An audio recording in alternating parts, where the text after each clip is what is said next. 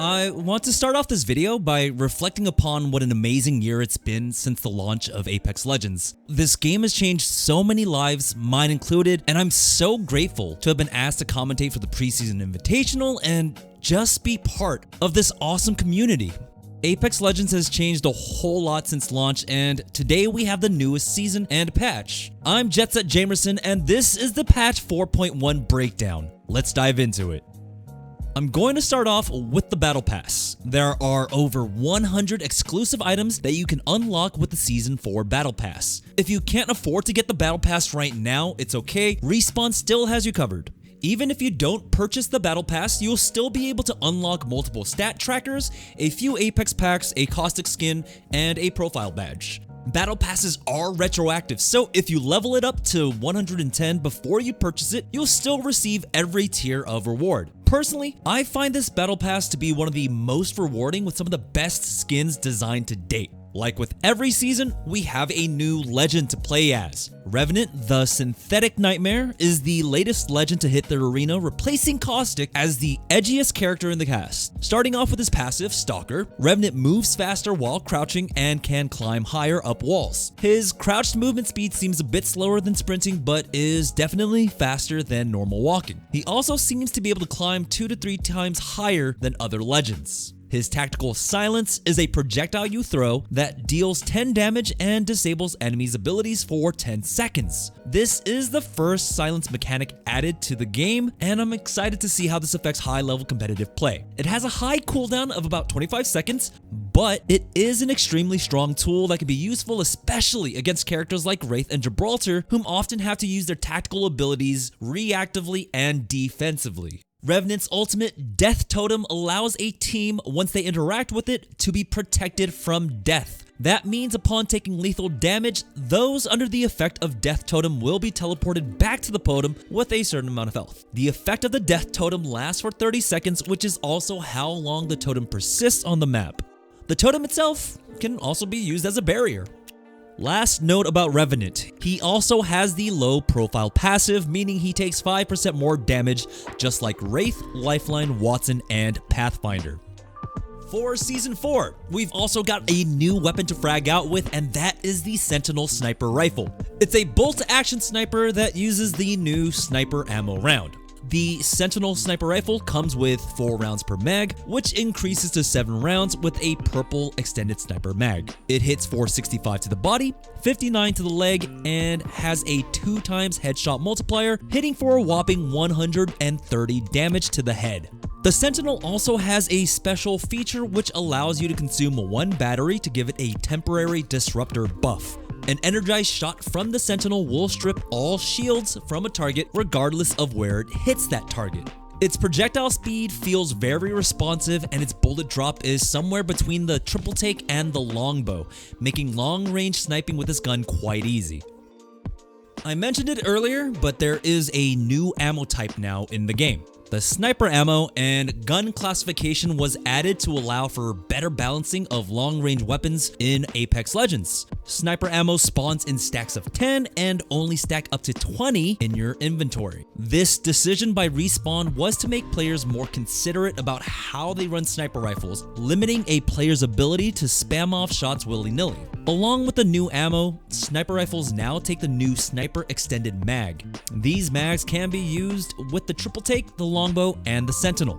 The charge rifle is the only sniper rifle that currently cannot use an extended mag. You might have also noticed that I left the G7 Scout off that list, and that is because it is now classified as an assault rifle.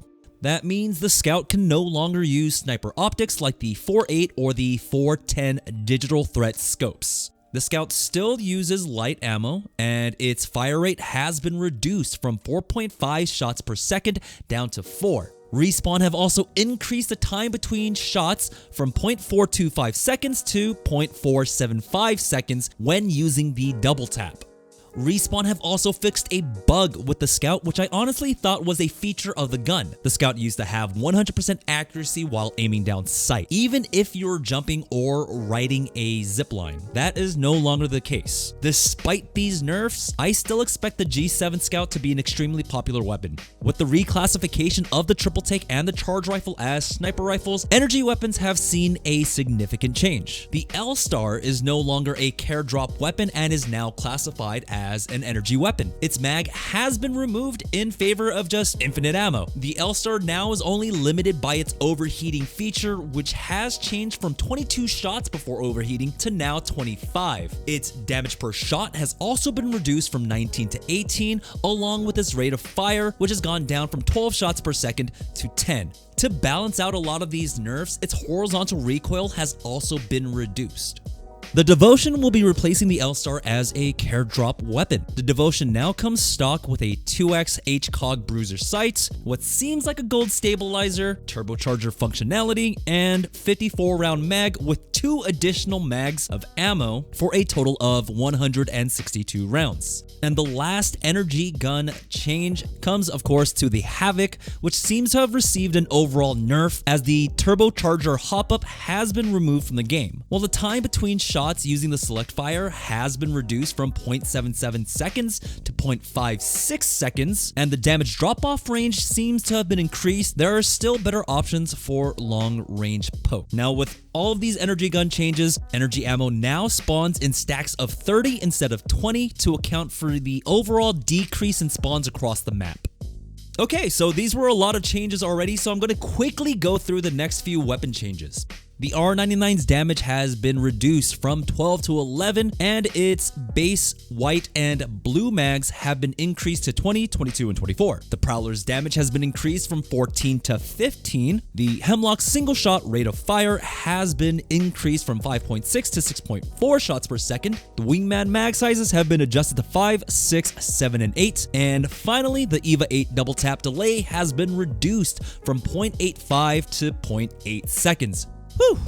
Alright, let's move on to legend changes, which there are only a couple. Bloodhound has received a buff to their ultimate. The duration of Beast of the Hunt is now extended by 5 seconds for every successful knock. Crypto has also received the buff. His EMP no longer destroys friendly Gibraltar dome shields, but you can no longer stick a dome shield onto the Crypto drone. Sad days, I know. And now we've got the huge changes to World's Edge to cover. With the arrival of Hammond Robotics, the center of World's Edge has been absolutely shattered. Replacing Fuel Depot entirely and also major parts of Hot Springs is the new Planet Harvester. This massive point of interest rivals Sorting Facility in size, but the loot is incredibly spread apart. The respawn beacon that was once in Fuel Depot has also been moved. Other changes we see on the map, Capital City has been split in half and are now known as the West and East fragments respectively. With this schism, the Pathfinder survey beacon, which spawned on one of the construction buildings, has been moved to the destroyed diner in the East fragment. They have also removed one of the construction buildings along with the park that was in the northeast section of Capital City. Just north of what was Capital City, we have a new point of interest called the Survey Camp. Survey Camp is host to the newest feature, the Weapon Racks. In exchange for subpar loot, there are guaranteed weapon spawns. This POI was designed for players that favor guaranteed weapon spawns above all else.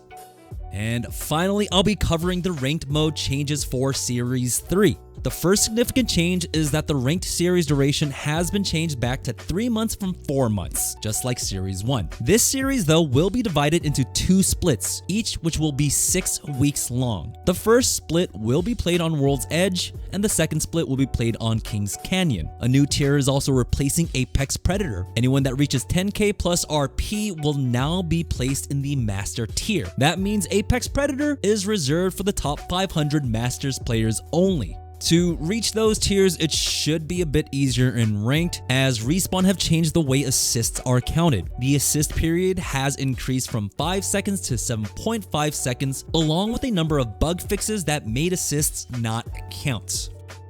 And that's the Apex Legends patch 4.1 breakdown. A lot was covered, but there were still some other things like quality of life and minor bug fixes I didn't mention in this video. A link to the full patch notes will be provided in the video description below. I'll also be linking my updated gun stats sheet in that same video description. So, what do you think about Season 4 of Apex Legends? Are you happy with the changes? What else would you like to see for future patches? Let me know down in the comment section below. As always, please like the video if you enjoyed it and consider hitting that subscribe button to support the channel. Thank you for watching the video. Once again, I'm Jet Set Jamerson, and I'll see you guys next time in the arena.